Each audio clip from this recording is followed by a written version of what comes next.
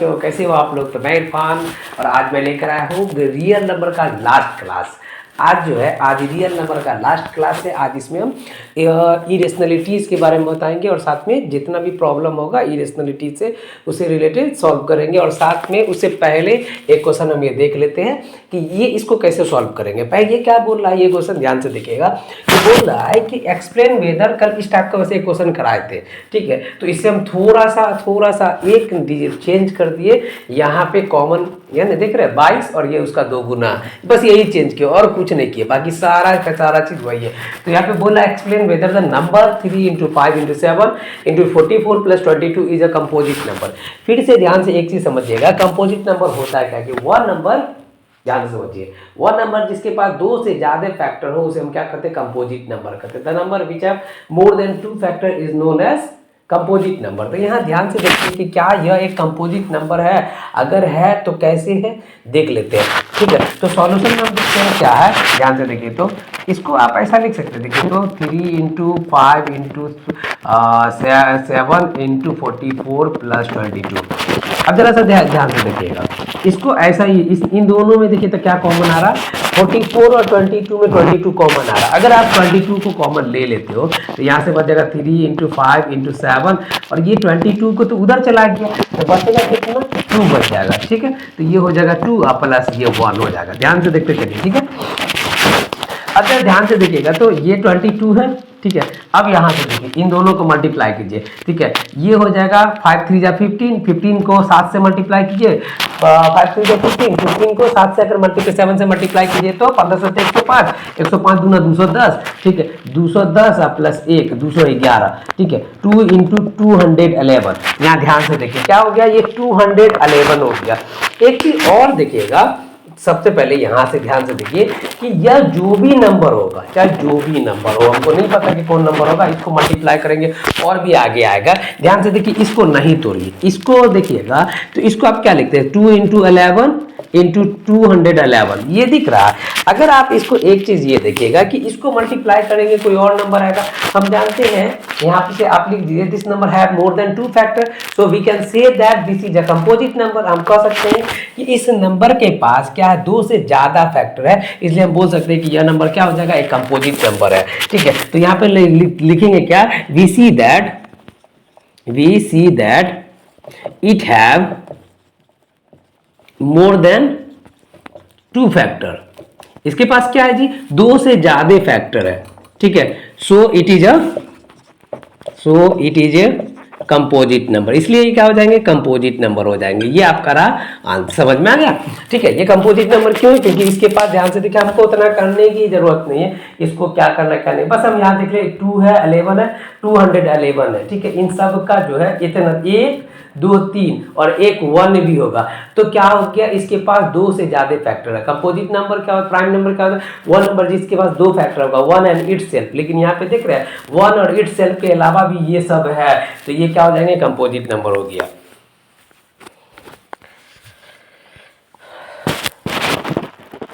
Topic है वो क्या है, इरेशनल नंबर। जो हमारा टॉपिक है क्या है, वो इरेशनल नंबर। इरेशनल नंबर क्या है, इसका डेफिनेशन सुनिएगा, वह नंबर जिसको P/Q के फॉर्म में नहीं लिख सकते हो, ठीक है। ध्यान से समझिएगा, इसको हम 3 तरीके से डिफाइन करेंगे, ठीक है। क्या क्या है, पहला देखिएगा, the number which is not written by P/Q, जिसको आप क्या कर सकते हैं, P/Q के फॉर्म में नहीं लिख सकते हो। The number which is not written by P/Q where P and Q are integer and Q not equal to 0।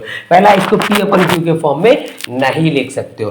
दूसरा जो इसका डेफिनेशन आता है, दूसरा डेफिनेशन कि अगर P/Q के फॉर्म में नहीं लिखेंगे, दूसरा डेफिनेशन क्या हो जाता है कि वैसा नंबर जिसका डेसिमल डिस्ट्रीब्यूशन, जैसे सुनिएगा, वैसा नंबर जिसका डेसिमल डिस्ट्रीब्यूशन जो होगा नॉन टर्मिनेटिंग नॉन रिपीटिंग होगा, ठीक है। जैसे नॉन टर्मिनेटिंग नॉन रिपीटिंग, ठीक है। ये NTNR लिख देते हैं, NTNR, ठीक है। NTR नहीं समझिएगा, जो साउथ का जो NTR जूनियर NTR वो नहीं, NTNR मतलब नॉन टर्मिनेटिंग नॉन रिपीटिंग।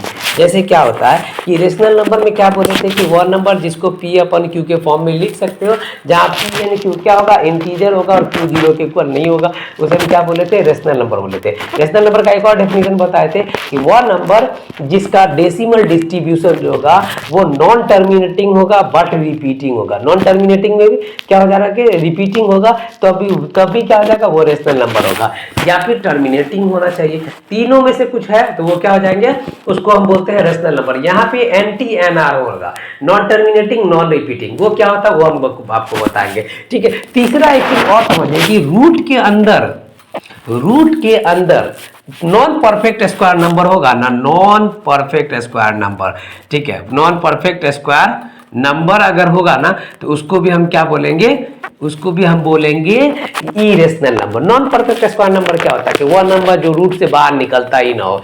ठीक है, जैसे होगा √3, √5, √7, √11, √13, ये सब क्या नॉन परफेक्ट स्क्वायर है, उसे हम क्या कर रहे हैं, इरेशनल नंबर बोल रहे हैं, क्योंकि नॉन परफेक्ट स्क्वायर नंबर जो होता है वो रूट से बाहर निकलता ही नहीं, तो उसे भी हम क्या बोल रहे हैं, इरेशनल नंबर बोलते हैं। जैसे यहाँ पे आकर देख लीजिएगा।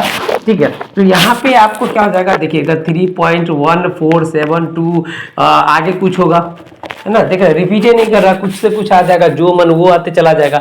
यहाँ पे अगर हम देख लेते हैं √3, √5, √7, √11, ये सब हो जाएगा, आगे भी जा सकता है यार। ये सब को हम क्या बोल रहे हैं, नॉन परफेक्ट। ये जितना भी दिख रहा है, ये सब जितना भी दिख रहा है, ये सब नॉन परफेक्ट स्क्वायर नंबर है, इसे हम क्या बोल रहे हैं, इरेशनल नंबर बोल रहे हैं। इससे ज्यादातर क्वेश्चन पूछा जाता है, इससे जो है वो ज्यादातर क्वेश्चन बोर्ड में पूछा जाता है। अब हम आते हैं कि बोर्ड में पूछे जाने वाले जितने भी क्वेश्चन उन सबको हम देख लेते हैं। जैसे बोर्ड में सबसे ज्यादा जो पूछे जाने वाला क्वेश्चन है वो पूछता है क्या, ध्यान से देखिएगा, टू प्रूव दैट। ठीक है, देखिए बोर्ड में जो सबसे ज्यादा पूछता है, हर टाइप का हम इरेशनल नंबर से रिलेटेड हम बता देंगे। जैसे पूछेगा कि to prove that √5 is a irrational number, ये हमेशा पूछे जाने वाला, या ये हो √3 हो, √2 हो, √7 हो, इस तरह का क्वेश्चन पूछा जाता है, जो हमेशा पूछा जाता है। ठीक है, तो हम ध्यान से देखेंगे कि क्या बोल रहा है कि √5 एक इरेशनल नंबर है, ये प्रूव करना है। पहली बात तो हम तो ये जान रहे हैं कि रूट के अंदर नॉन परफेक्ट स्क्वायर नंबर है तो इरेशनल नंबर होगा, वो तो हमको नहीं, वो तो हम जानते ही है, लेकिन इसको अगर हमको प्रूव करना है तो हम क्या करेंगे, पहले हम इसको मान लेंगे। ठीक है, ये क्या है, रेशनल नंबर है। ठीक है, मान के चलते हैं, लेट अस एज्यूम। ठीक है, देखते चलेगा, let us assume √5 is a rational number P/Q, number P/Q, where P and Q are coprime. क्या हो जाएगा, where P and Q are coprime. Coprime कहने का सेंस ये होता है कि इन दोनों के बीच में जो कॉमन फैक्टर होगा ना वो 1 के अलावा दूसरा कोई नहीं होगा, उसे हम क्या कहते हैं, को प्राइम बोलते हैं। ठीक है, अब जरा सा ध्यान से देखिए, देखते चलते हैं कि √5 जो होगा उसको हम किस फॉर्म में लिखे, P/Q के फॉर्म में लिखे, स्क्वायरिंग बोथ साइड। अब दोनों साइड स्क्वायर कर देते हैं, क्या हो जाएगा, ध्यान से देखिएगा, स्क्वायरिंग अगर बोथ साइड करते हैं तो ये हो जाएगा √5 का स्क्वायर इक्वल टू हो जाएगा P²/Q², ये हो जाएगा 5, ये इधर आ जाएगा तो क्या हो जाएगा 5Q² इक्वल टू, ठीक है, P²। अब जरा ध्यान से सुनिएगा, एक थ्योरम है, ठीक है, कि A अगर P² को डिवाइड कर रहा है तो A P को भी डिवाइड करेगा, ये थ्योरम है। तो यहां से दिखेगा 5 अगर P² को डिवाइड कर रहा है तो 5P को भी डिवाइड करेगा। तो हम यहाँ पे लिख सकते हैं, देखिए, तो चूंकि 5 डिवाइड P², इसलिए 5 विल डिवाइड P ऑल्सो। ठीक है, 5 अगर P² को डिवाइड कर रहा है तो 5P को भी डिवाइड करेगा। नाउ हम क्या करते हैं, नाउ क्या कर लेते हैं, P इक्वल टू हम 5M मान लेते हैं, लेट कर लेते हैं, P को हम क्या मान लिए, 5M मान लिए, तो P² क्या हो जाएगा, P² इक्वल टू हो जाएगा 25M²। ठीक है, नाउ इसको हम इक्वेशन 1 मान लेते हैं, नहीं ये कहाँ गया, ये इक्वेशन 1 हो गया। ठीक है, नाम क्या हो जाता है कि नाउ देखिए, तो फ्रॉम, देखिए P square put in equation 1, equation 1 में पी स्क्वायर को पुट कीजिएगा तो क्या हो जाएगा, यहाँ से देखिए तो 5q स्क्वायर इक्वल टू, ये देखिए तो पी स्क्वायर का वैल्यू क्या है 25m स्क्वायर, 25m स्क्वायर, इससे काटिएगा तो ये 5 टाइम में कट जाएगा, यानी q स्क्वायर इक्वल टू हो जाएगा 5m स्क्वायर। अब जरा सा देखिए 5 क्या कर रहा है, q स्क्वायर को भी डिवाइड कर रहा है, तो यहाँ से देखिएगा सिंस 5 डिवाइड q स्क्वायर, इसलिए क्या हो जाएंगे 5 विल डिवाइड q ऑल्सो। अच्छा एक चीज हम क्या बोले, अब यहाँ ध्यान से, एक चीज हम यहाँ पे बोले थे, एक चीज देखिए तो हम क्या बोले थे, पी एन क्यू को प्राइम होना चाहिए। हम क्या बोल रहे हैं, ध्यान से सुनिए, यहाँ पे हम क्या बोले थे, पी एन क्यू क्या होना चाहिए, को प्राइम होना चाहिए, मतलब 1 के अलावा दूसरा कोई कॉमन फैक्टर नहीं होना चाहिए। लेकिन देखिए तो यहाँ पे क्या 5 क्यू को भी डिवाइड कर रहा, 5 p को भी डिवाइड कर रहा है, यहाँ देख रहे हैं 5 क्या कर रहा है, p को भी डिवाइड कर रहा है। It's mean this is a contradiction to our assuming, है ना, ये क्या हो गया, दिस इज अ क्या हो गया, यहाँ पे देख रहे देखिए तो यहाँ पे क्या होगा, क्योंकि 5 जो है डिवाइड क्या कर रहा है कि p को भी डिवाइड कर रहा है और q को भी डिवाइड कर रहा है, this is a contradiction to our assuming, this is a contradiction to our assuming, our assuming, जो हम माने हैं उसके खिलाफ ये चला गया, ठीक है, कि हम माने थे कुछ और हो क्या गया कुछ और हो गया, इसलिए क्या हो जाएंगे, √5 इज अ इरेशनल नंबर, ठीक है, ये क्या हो जाएंगे, प्रूव हो गया, रूट क्या होगा, √5 एक इरेशनल नंबर हो गया, ये प्रूव हो गया। चलिए ये इस तरह का क्वेश्चन था, इसको हर साल पूछा जाता। अच्छा मान के चलते हैं, एक चीज यहां से देखिएगा, मार्कर बदल लेते नहीं, एक चीज ध्यान से देखिए, तो अगर आपको तो √5 दिया तो हम प्रूव कर दिए, अगर मान के चलते कि √3 दे देता तब क्या करते, √3 देता तो कोई बात नहीं, इसी को चेंज कर देते, ये क्या हो जाएगा, √3 हो जाएगा, ठीक है, ये वैसा का वैसा ही रह जाएगा, ये भी √3 हो जाएगा, ये वैसा का, ये √3 का क्या हो जाएगा, 3 निकल जाएगा, ये यहाँ पे क्या हो जाएगा, ये हो जाएगा 3, यहाँ भी हो जाएगा 3, ये हो जाएगा 3m, ठीक है, और ये क्या हो जाएगा 9m स्क्वायर,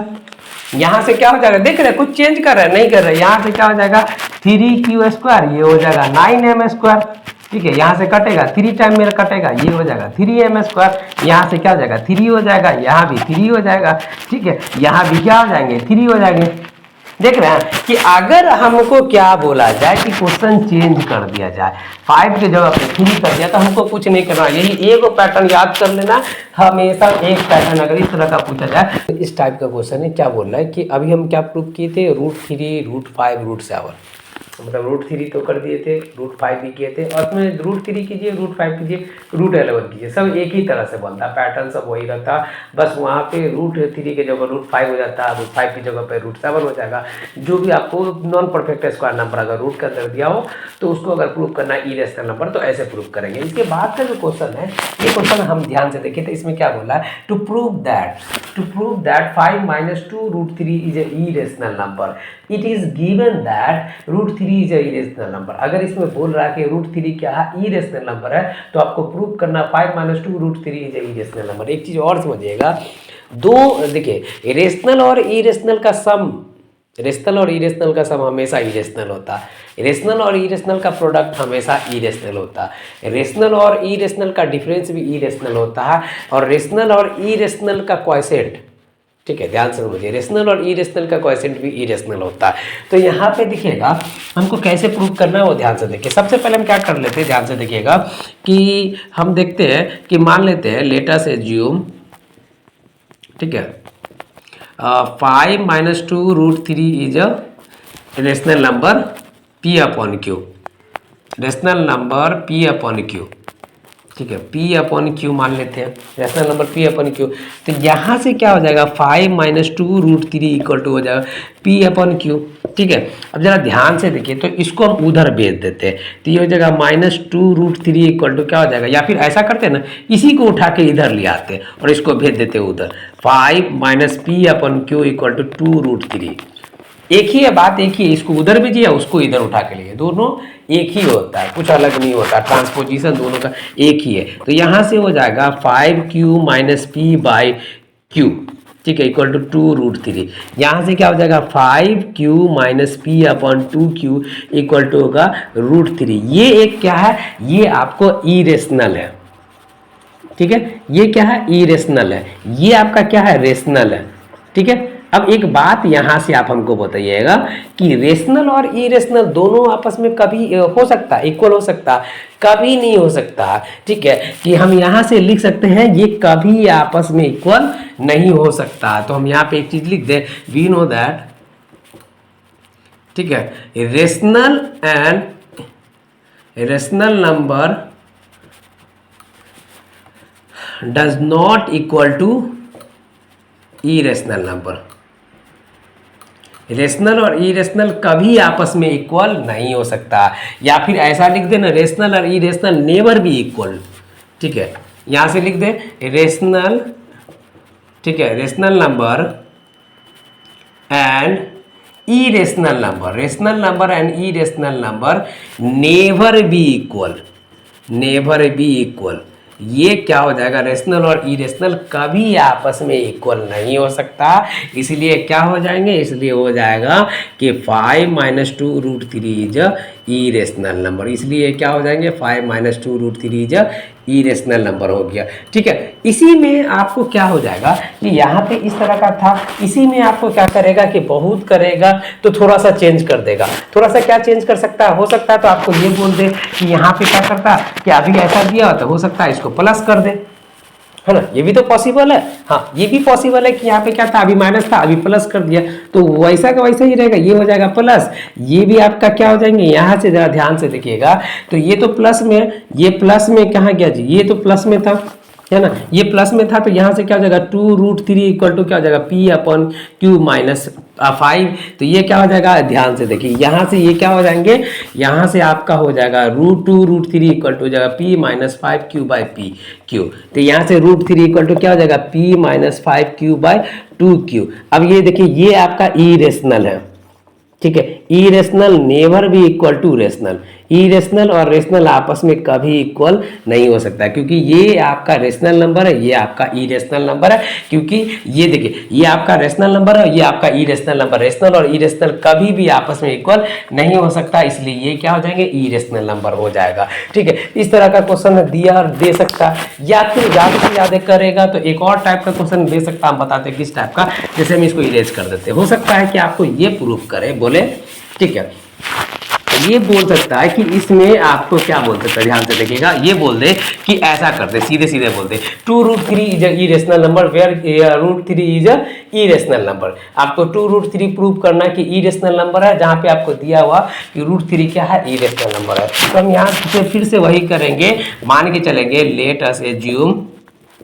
ठीक है, 2√3 is rational number P upon Q, rational number P upon Q मान के चलते हैं। यहाँ से क्या हो जाएगा 2√3 इक्वल टू क्या हो जाएगा पी अपॉन क्यू हो गया, ये हो गया पी अपॉन क्यू। तो यहाँ से √3 इक्वल टू क्या हो जाएगा पी बाई 2q। ये आपका क्या है रेशनल है, ये आपका क्या इरेशनल है। तो इरेशनल नेवर भी इक्वल टू रेशनल, इरेशनल जो हो जाएगा क्या हो जाएगा इरेशनल नंबर नेवर भी इक्वल टू रेशनल नंबर, ठीक है। रेशनल नंबर इरेशनल नंबर के आपस में इक्वल नहीं हो सकता, इसलिए क्या हो जाएगा 2√3 इज इरेशनल नंबर, ये हो गया। ध्यान से देखिए, इस तरह का जितना भी क्वेश्चन दिया रहे, इस तरह का जितना भी क्वेश्चन दिया रहे उसको ऐसे ही प्रूव करना है।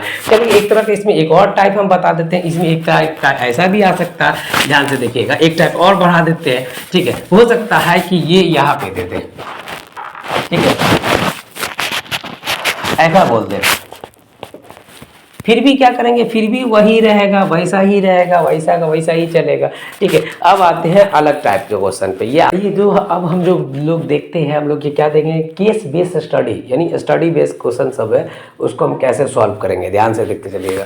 पहले क्या बोल रहा है कि पहले इस तरह का क्वेश्चन जितना भी हो, इस तरह का क्वेश्चन जितना भी हो उसमें घबराना नहीं, अगर आप घबराइएगा तो नहीं बनेगा, क्योंकि स्टडी बेस्ड जो होता है, वो जो केस बेस्ड जो होता है, उसमें सिर्फ और सिर्फ क्या होता है कि पूरा का पूरा खाली उसमें वर्ड धरा देगा, एकदम उछाल के ले भाई तू ले कर, लेके कर। लेकिन अगर आप उसको सही से पढ़िएगा तो उतना कुछ खास रहता नहीं है, ठीक है। एटलीस्ट ऐसे क्वेश्चन, और ये सब क्वेश्चन हमेशा ज़्यादा मार्क्स का पूछा जाता है, 5 मार्क्स का पूछा जाता है। तो इसमें हम क्या करेंगे, ध्यान से देखेंगे। सबसे पहले इसको अच्छे से पढ़ेंगे। क्या बोल रहा है कि read the following source and answer the following that follows. आपको इसको अच्छे से पढ़ना है, उसके बाद इस सबका सॉल्यूशन देना है। पहला, एक कम्युनिटी सेंटर, एक कोई कम्युनिटी सेंटर है जो क्या कर रहा है, प्लानिंग कर रहा है सीटिंग अरेंजमेंट का। एक कम्युनिटी सेंटर है, सीटिंग अरेंजमेंट का प्लानिंग कर रहा है। उसमें दे हैव 108 चेयर। उसके पास कितने चेयर है, 108 चेयर है। एंड 144 टेबल्स है, 144 टेबल है। 180 बेंच है, ये देख रहे हैं। उसके पास कितने चेयर है, 108 चेयर है, 144 टेबल है, 180 बेंच है। अब क्या करें, they want to arrange them into a group. वो क्या कर रहा है, उसमें एक ग्रुप में इसको मतलब चेंज करना चाह रहा है कि एक ग्रुप बना देंगे, ठीक है। एक एक ग्रुप बना देंगे, 1 2 3 ABC करके एक ग्रुप बना के चलेंगे। उसमें भी सच दैट इस तरह से बनाना है कि ईच ग्रुप हैज इक्वल, सबको क्या करना, इक्वल ग्रुप में बना देना, जिसमें क्या है, only one type of furniture in each group. यानी ऐसा ग्रुप बनाना है कि एक सारे ग्रुप में, यानी चाहे वो 3 ग्रुप बना, 4 ग्रुप, या जितना ग्रुप बना, उसमें इक्वल नंबर ऑफ क्या जाना चाहिए, फर्नीचर जाना चाहिए, एक जैसा फर्नीचर। एक में कि अगर मान के चलते हैं कि किसी में टेबल गया, किसी में चेयर गया, किसी में बेंच गया, तो सब में इक्वल नंबर होना चाहिए। 10 चेयर गया तो उसमें भी 10 बेंच जाना चाहिए, तीसरे वाले में भी 10 क्या हो जाएगा कि टेबल जाना चाहिए, ऐसा बोल रहा है, ठीक है। तो आपको बोल रहा है कि पहला देखिएगा, सबसे पहले क्या बोल रहा है, find the maximum number of atom in each group. अब इतना को छोड़ दो, ये देखो मैक्सिमम नंबर मतलब HCF, मैक्सिमम बोल दिया HCF, ठीक है। अब हम यहाँ पे क्या करेंगे, सबसे पहले मेरा काम होगा इन सब का 108 144 और 108 का HCF निकालने के लिए प्राइम फैक्टराइज करना पड़ेगा, ठीक है। तो यहाँ पे कर देते हैं प्राइम फैक्टराइज, देखिए तो 90 हो जाएगा, 45, ठीक है, ये 15, ये हो जाएगा 3 5 15, ठीक है। 180 का हो गया। अब देखते हैं 180 हो गया, 144 को देख लेते हैं। 144 को अगर आप देखते हो तो ये आ जाएगा 12 का स्क्वायर 144 होता है, तो ये क्या हो जाएगा 72, ये आ जाएगा 36, ये आ जाएगा 18, ये आ जाएगा 9 और यहाँ से आ जाएगा 3, ठीक है। अब हम आते हैं 108, ठीक है। 108 कहता है 54 दूना 108, 27 दूना 54, ठीक है, 3 9 27, 3 3 9। अब जरा सा इसमें देखिएगा कौन कौन कॉमन होगा, उसको हम देखेंगे। जो कॉमन होगा उसका प्रोडक्ट उसका HCF कहलाता है। तो देखिए, तो यहाँ से जो हम देखेंगे कि क्या बोल रहा है कि maximum number of atom, maximum number of atom जो हो जाएगा वो क्या हो जाएगा, HCF ऑफ 108 144 एंड 180, इन सब का अगर करेंगे तो क्या आ जाएगा, ध्यान से देखिएगा। HCF निकालने के लिए मिनिमम पावर का प्रोडक्ट आप होगा जो दोनों में कॉमन होना चाहिए। तो देखिए, तो 2 की बात की जाए तो यहाँ 2 ठो है, यहाँ 1 2 3 4 है, यहाँ 1 2 है, तो मिनिमम पावर कितना हो जाएगा, 2 पे पावर 2 हो जाएगा।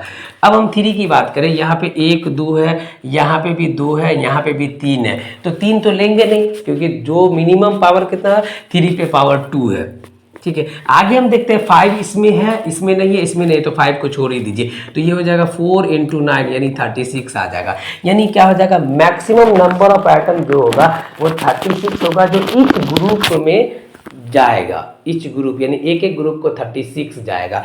अब हम आते हैं, ठीक है। अब पहला का तो हो गया, मैक्सिमम नंबर ऑफ एटम क्या हो जाएगा, maximum number of atom in each group जो होगा वो क्या हो जाएंगे, 36 आ जाएंगे। ये the maximum number of atom in each group, एक ग्रुप में कितना जाएंगे, 36। यहाँ पे आप लिख भी सकते हो maximum number of atom in each group 36, ठीक है। दूसरा का आप देखिए, दूसरा क्या बोला, how many group will be the formed for the each group. आपको बताना कि कितने एक एक ग्रुप में जो है मतलब कितना ग्रुप हो जाएगा। यानी क्या बोला, how many group will be the formed for each group, each group में हाउ मेनी ग्रुप हो जाएगा, कितना ग्रुप होगा, ठीक है। तो देखिए, तो नंबर ऑफ ग्रुप की अगर हम बात किया जाए, नंबर ऑफ ग्रुप ना क्या हो जाएंगे, यहाँ से देखिएगा। तो नंबर ऑफ ग्रुप की अगर हम बात करें तो चेयर के लिए क्या करेंगे, 108 है ना, 108 डिवाइडेड बाय 36, 36 3 जा कितना होता है, 108 आता है। चेयर के लिए कितना ग्रुप आएगा, 3 ग्रुप आएगा। नंबर ये चेयर के लिए number of group for chair, ठीक है। ये बोल रहा कि कितना आ जाएगा, how many group room require, अभी उस पर बाद में बात करेंगे।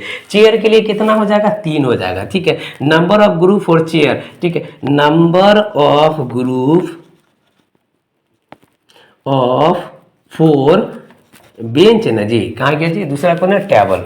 टेबल के लिए अगर हम देखेंगे तो टेबल के लिए क्या आ जाएगा, टेबल के लिए आ जाएगा कितना, 144 डिवाइडेड बाय 36, 144 डिवाइडेड बाय 36, ये आ जाएगा कितना, 34 आ जाएगा, ठीक है। अब आते हैं नंबर ऑफ ग्रुप 4, ठीक है, किसके लिए, बेंच के लिए, ठीक है। बेंचेस के लिए कितना आ जाएगा, 108 डिवाइडेड बाय 36, 180 है ना, 180 डिवाइडेड बाय 36, ये 5 मरते कटेगा, ये हो गया। तो देखिए, तो चेयर के लिए कितने आ जाएंगे, इतना, इतना और इतना, यानी चेयर के लिए, टेबल के लिए, बेंच के लिए। अब देखिए तो नंबर ऑफ रूम ना, number of room now, number of room, number of room कितने की जरूरत हो जाएगी, इन सबको ऐड कर दीजिए, 3 + 4 + 5 कितना हो जाएगा, 5 × 9 = 3 = 12। यही पूछ रहा है ना कि how many group of required to each group, how many group will be the form for the each, तो ये sorry, how many group room required in each group need a separate room, कितने room की जरूरत है, ये हो गया आपको 12। अब पूछ रहा इफ, ये तो 12 रूम की जरूरत है, ये आपका हो गया, ये दूसरा का, ये पहला के लिए हुआ, हम ए कर देते हैं, ये ए का सॉल्यूशन, ये हो जाएगा बी का सॉल्यूशन, और कहाँ गया जी, ये हो जाएगा सी का सॉल्यूशन। अब आते हैं डी के सॉल्यूशन के लिए। अब जरा सा देखिए तो डी के सॉल्यूशन में क्या बोल रहा है कि इफ 72 मोर चेयर, अगर नंबर ऑफ चेयर इंक्रीज किया जाए, नाम क्या हो गया कि नंबर ऑफ चेयर इंक्रीज है ना, now number of chair increases by 72, ठीक है। नाउ नहीं तो ठीक है, सो क्या हो जाएगा, रिक्वायर्ड रूम क्या हो जाएगा, रिक्वायर्ड रूम हो जाएगा आपका, देखिएगा ध्यान से, रिक्वायर्ड रूम कितना हो जाएगा, चेयर अगर आप बढ़ा दीजिए 72, और पहले से कितना था, 108 था, 108 + 72 डिवाइडेड बाय 36, ये हो जाएगा रिक्वायर्ड, ठीक है, ग्रुप, जो रिक्वायर्ड ग्रुप हो जाएगा। इन दोनों को जोड़िए तो 108 + 72 कितना होता है जी, 108 + 72 10 8 180, ठीक है। ये हो जाएगा 180/36, ये आ जाएंगे 5, यानी क्या हो जाएगा, रूम जो अब क्या बोल रहे हैं, चेयर के लिए कितने ग्रुप की जरूरत हो जाएगी, 5 ग्रुप की जरूरत हो जाएगी, अगर 72 हम बढ़ा देंगे तो। इस तरह का क्वेश्चन, ये केस बेस्ड तरह का क्वेश्चन जब भी पूछा जाएगा तो उसमें आपको घबराना नहीं है, एकदम आराम से बनाना है, ठीक है। तो ये रहा आपका स्टडी बेस भी हो गया, हर टाइप का हो गया। तो अगर आप चाहते हो कि आपका रिजल्ट बहुत अच्छा हो, बेस्ट हो, ठीक है, तो आपको अभी 45 दिन तक मेरे साथ जुड़े रहना होगा, ठीक है। हम क्या बोल रहे हैं कि अभी सिर्फ आपका कौन सा खत्म हुआ, रियल नंबर आपका पूरा कंप्लीट हो गया, हर टाइप का question, probable question, study base भी आज बता दिए, ठीक है। इरेशनलिटी से फंडामेंटल, यानी जितना टाइप का भी पूछा जाता हमने सबका सब क्लियर करा दिए, ठीक है। तो आप मेरे साथ 45 दिन तक जुड़े रहिए, ठीक है। Thank you.